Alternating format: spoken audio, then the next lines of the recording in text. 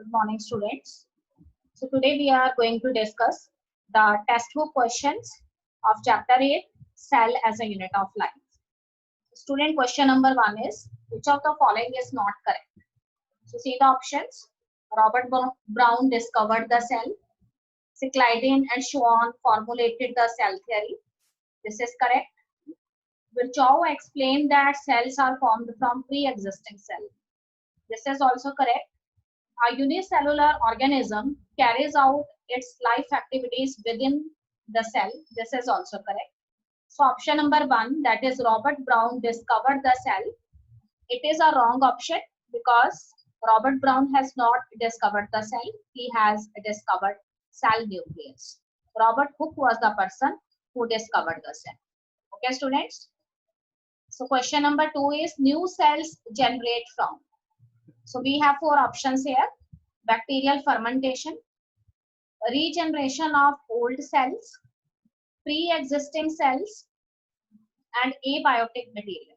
So student, here the correct option is new cells, they generate from pre-existing cells. This statement was given by the scientist Virchow. You know very well in cell theory, and this is the second postulate of the cell theory. Okay, student, question number 3 is match the following. Here we have 3 options and we have to match it with the options. So cristae here is, what is a cristae? So cristae here is enfoldings in the mitochondria. You know that the inner membrane of mitochondria has fold and these folded structures are known as cristae. Now cisternae. Cisternae is the term used for disc-shaped sacs that are present in Golgi apparatus. Okay, student, thylakoids. What are thylakoids? Thylakoids are flat membranous sacs that are present in stroma of the chloroplast. Alright, student. Again, I am repeating. Cristae, you have to match it with enfoldings in mitochondria. And what is cisternae? They are the disc-shaped sacs in Golgi apparatus. And thylakoids are the flat membranous sacs that are present in the stroma of the chloroplast, which is one type of plastid. Okay, student, next question is, which of the following is correct? You have to choose the correct option. So I am reading it for you. Cells of all living organisms have a nucleus. Both animal and plant cell has a well-defined cell wall. In prokaryotes, there are no membranous bound organelles. And cells are formed de novo from abiotic materials. So we have to choose the correct option. So first option, that is cells of all living organisms have a nucleus. It is not correct because there are some cells where nucleus is absent. For example, sieve tube members in case of plants and RBCs, human red blood cells. They do not have nucleus. So this option is not correct. Second is both animal and plant cell have well-defined cell wall. No, it is also not correct because cell wall is present in plant cell, but it is not present in animal cell. Here plasma membrane is present as outermost membrane. And in prokaryotes, there are no membrane bound organelles. So this option is correct because well-defined nucleus as well as membrane bound organelles, they are absent in prokaryotes. Okay, fourth one, cells are formed de novo from abiotic material. This is also correct because there is a theory which shows that first time when the cells, they are found in aquatic environment in water, you know that life originates for first time. So here the origin of the cells, that takes place from some abiotic material. So it is also correct. So 2 options are correct here. In prokaryotes, there are no membrane bound organelles. And second is cells are formed from de novo from abiotic material. This is also correct. Okay, student, question number 5. What is mesosomes in a prokaryotic cell? And mention the functions that it performs. You know very well what are mesosomes. Mesosomes are the enfoldings of the plasma membrane in case of prokaryotic cell. So you have read it. I'm going to tell you where you will get the answer of this question. So here on page number 128, last paragraph under cell and well, mesosomes, they are the extensions of the plasma membrane. They are also performing variety of functions because first function is they help in the formation of cell wall. Then they are also involved in DNA replication and its distribution to the daughter cells. Alright, they are also helpful in process of respiration, secretion. They also increase the surface area of the plasma membrane, and they also contain variety of enzymes. So all of these are the points that you can write in this answer. Okay, student, question number 6. How do neutral solutes move across the plasma membrane? Can the polar molecules also move across it in the same way? If not, then how are these transported across the membrane? Okay, student, you know that neutral molecules, they do not have any charge. So they are not polar in nature, so there is no problem. They can easily transport across the plasma membrane by the process of passive transport. So here the movement of the molecules, it takes place from high concentration to low concentration. All right, student. And can the polar molecules also move across in the same way? No, because the polar molecules, they are hydrophilic in nature. And you know that the lipid bilayer of the plasma membrane, it is hydrophobic in nature, because the polar heads, they are present on the periphery, whereas the lipid bilayer and its tail, it is present in the central region. So it do not allow the entry of the hydrophilic substances, because it is made up of lipid and it only likes hydrophobic substances.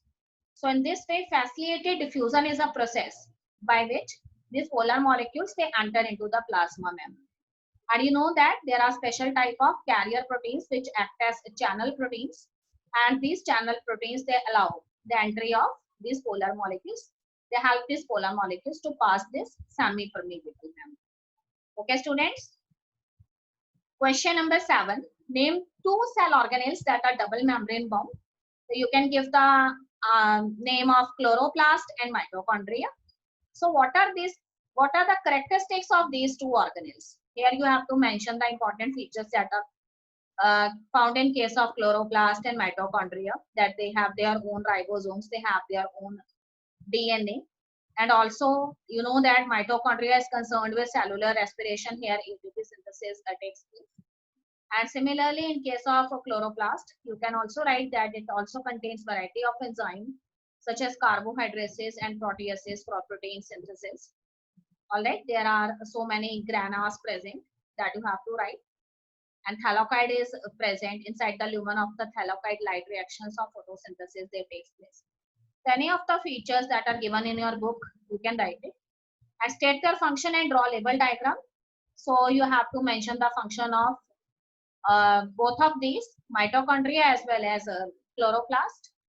So here you can write that mitochondria is known as the powerhouse of the cell, because here cellular respiration or aerobic respiration takes place. And as a result, large amount of ATPs are produced.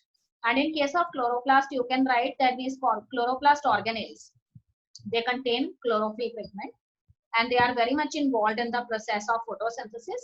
So in this way, they are quite helpful in trapping of light from the spectrum of the sun, and light and dark reactions of photosynthesis, they are occurring in the chloroplast. So it is very much important.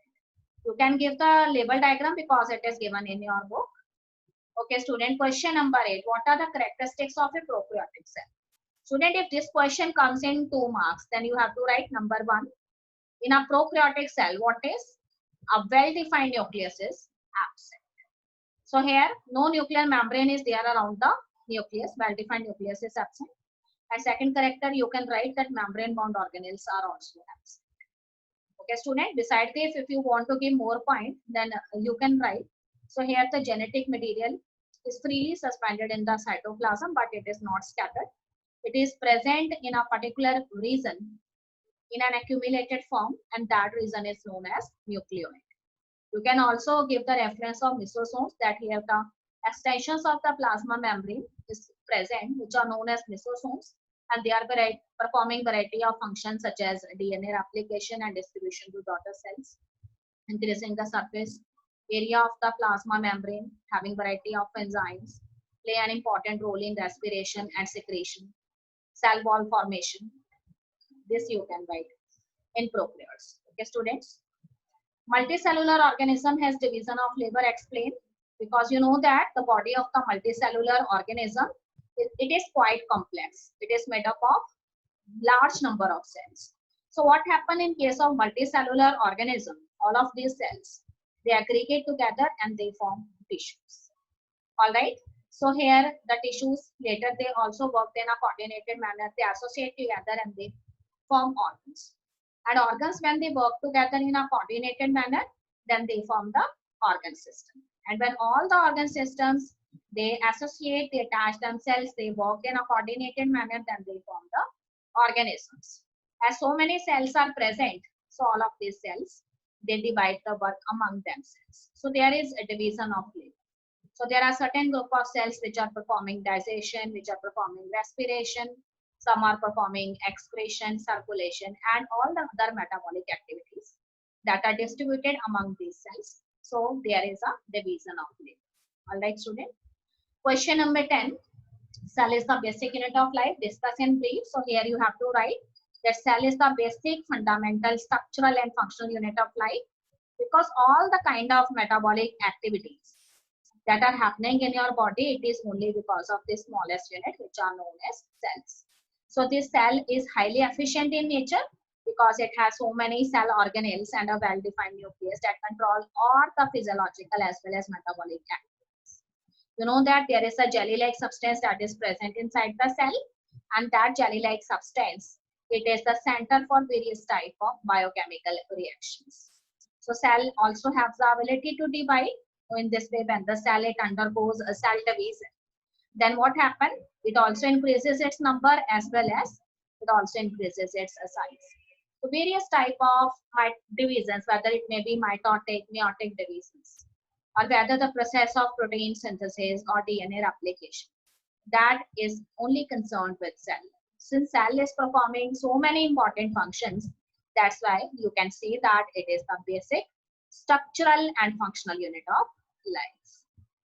Okay, student, question number 11 is what are nuclear pores and give their function? I have explained very well in the chapter that these nuclear pores are actually some pore-like structures which are formed by the fusion of two membrane of the nucleus, and these are the outer and inner membrane. So when the outer and inner membrane they fuse together at their ends, then pore-like structures are produced which are known as nuclear pores. And what are their functions? So you know the functions very well, that these nuclear pores they maintain the continuity between the cytoplasm and the nucleoplasm. So many substances such as RNA molecules, proteins of smaller dimension, and various other ions, they can pass from the cytoplasm to the nucleoplasm and from the nucleoplasm to the cytoplasm, or you can say vice versa. So these are the important functions of these nuclear pores. Okay, student, question number 12 is both lysosomes and vacuoles are endomembrane structure, yet they differ in terms of their function. Comments.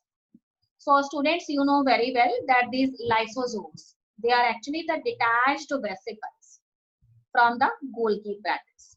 So what the function of the Golgi apparatus is that this Golgi apparatus, it receives proteins from the rough endoplasmic reticulum and lipids from the smooth endoplasmic reticulum. So all of this material is packed in the Golgi apparatus, and later on it moves towards the maturing end of the Golgi apparatus, that is the trans phase. So when it gets accumulated there in the lumen for some time, then this lumen, when it gets filled with the waste material, or you can say any kind of material, then it detached from the ends of the Golgi apparatus, and these detached free vesicles now behave as lysosomes. The function of lysosome is very much different because these lysosomes, they have hydrolytic enzyme inside it. And these hydrolytic enzymes, they may be carbohydrases, proteases, lipases, nucleases, and they do the breakdown of lipids, proteins, nucleic acids, carbohydrates into their simplest monomeric units. So here, what happened, this lysosome during the course of digestion, they are also consumed. That's why they are also known as suicidal bags. So they do not store the food material, but they help in the breakdown of this food material in their respective monomeric units, which may be transported to the transport organs, or it may be finished from the cell. And here the function of vacuoles are different because here the vacuoles, they store the reserve food material. That is, it may be the reserve food material in the form of photosynthetics from the process of photosynthesis. Sometimes they also store excretory product, and sometimes you know that In certain animals, food vacuoles are there, and in amoeba, contractile vacuoles are there. So main function of vacuole here is storage of food, excretory products, certain ions, whatever. That's why both of these are endomembrane structure, because their membranes, they are in continuity with each other and they work in a coordinated manner. Their functions are more coordinated with each other. That's why they are known as endomembrane structure. But both of them have their individual identity in terms of their functions.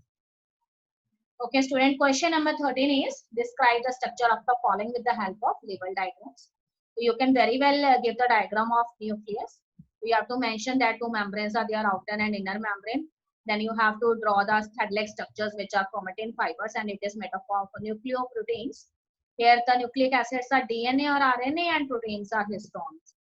Okay, students, there is a fluid-like substance present in the nucleus, and that is known as the nuclear matrix or the nucleoplasm. And there are some spherical bodies that are also revolving inside the nucleoplasm, and these spherical bodies, they are actually known as the nucleolus or the nucleoli. So what is the function? You know the function of nucleoli, that these nucleoli, they are the active sites for the synthesis of ribosomal RNA. Okay, spherical bodies, nucleolus. Okay, and function of nucleophore is also very much clear to you. It is formed by the fusion of the two membranes of the nucleus, and their function is to maintain the continuity of the nucleoplasm and the cytoplasm. Sometimes RNA and other molecules, they can also pass through them. Okay, and what about centrosome? You know, centrosome is present in the animal cell, and during the process of cell division, what happens? These centrosomes, they divide and form two centroids. So centrosome, it is made up of perpendicularly arranged two centroids, one at the up position and one at the low position, and both of them, they are connected with the help of a stalk-like or bridge-like structure. So they have 9+0 arrangement. So here triplet of microtubules, they are arranged in a concentric fashion on the periphery, and the innermost or the central portion, it is known as hub. So here no central microtubules are present. That's why this arrangement is known as 9+0 arrangement. And you know the function also. Centrosome here is involved in the synthesis of spindle fibers, and these spindle fibers are thread-like structures. When these centroids, they move towards two different poles of the cell during cell division, then these thread-like structures originate, which are spindle fibers, and on these spindle fibers, the chromosomes, they attach themselves. Okay, students. Now question number 14. It is very much known to you. What is a centromere? So a centromere is a primary constriction that is present on the chromosome, and at this point both the chromatids, which are the two arms of the chromosome, they attach to themselves. You know that these centromeres, they are not naked, they are also covered by a disc-like structure, and that is known as kinetochore. Sometimes beside the primary constriction or centromere, sometimes secondary constriction is also visible in the chromosome. Next is, how does the position of the centromere form the basis of classification of chromosome? So here you can write that on the basis of position of the centromere, we have divided the chromosome into 4 categories. Okay, students, if the centromere is present in the central position and both the arms, they are of the equal length, that is arms of the you can say a chromatid. So that type of chromosome is known as a metacentric chromosome. But if it is slightly, centromere is slightly moved towards the upward position, and the posterior arm of the chromatid, it is slightly bigger than the anterior one, then it is submetacentric. And beside this, we have the third type of chromosomes, and these are the acrocentric. So here it is moved more towards the upward direction. So the arm of the chromatid, that is at the lower position, it is somewhat more bigger than the upper one. So it is acrocentric, and in telocentric, the centromere is present at the terminal position. Okay, student, you can also draw the diagram. It is given in your book on page number 139, and figure number is 8.13. All the 4 type of chromosomes, that is metacentric, submetacentric, and then we have acrocentric, and then we have telocentric, that you can draw in your notebook. Okay, students, all the answers, I think, should be clear to you. So you can write these answers in your fair notebook. Okay, have a nice day. Tomorrow we will start our next chapter that is related with this chapter. and it is the chapter that is cell division. You know very well there are two types of cell division, mitosis and meiosis. So here we are going to study in detail what the various stages of mitotic and meiotic cell division. Okay, students, have a